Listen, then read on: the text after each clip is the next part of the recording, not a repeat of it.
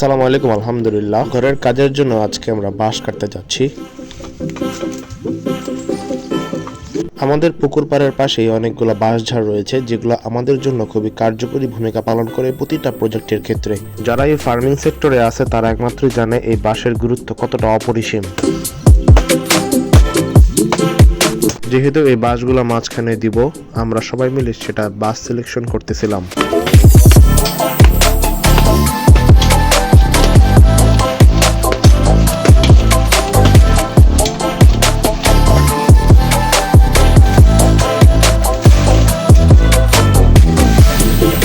অনেক বড় বড় বাঁশ হওয়ার কারণে উপর থেকে আসতেছিল না বাঁশগুলো।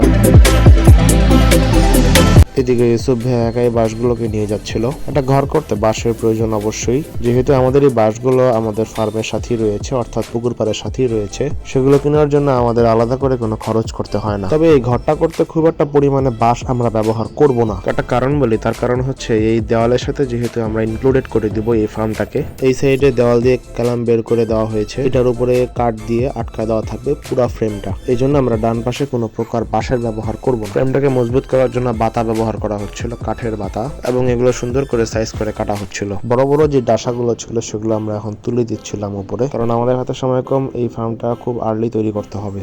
আলহামদুলিল্লাহ, মোটামুটি সব ডাসাগুলোই উপরে উঠানো হয়ে গিয়েছে। আগে কিছু বড় ডাসা ছিল এবং নতুন যে ডাসাগুলো আমরা কিনেছি মোট কাঠ সহ আমাদের লেগেছে 9,000 টাকা। তবে পুরানা যে ডাসাগুলো ছিল সেগুলো যদি আমরা বাদ দিই তাহলে আমাদের থেকে আরো 2,000 টাকা আপনাদের কাঠ কিনতে লাগতে পারে এই 1,000 স্কোয়ার ফিটের ঘরের মধ্যে। রাতের মধ্যে কিছু কাজ করে আমরা আগায় রাখতেছিলাম। এই ছিল আজকের ভিডিও। সবাই আমাদের জন্য দোয়া করবেন। আসসালামু আলাইকুম ওয়া রাহমাতুল্লাহ।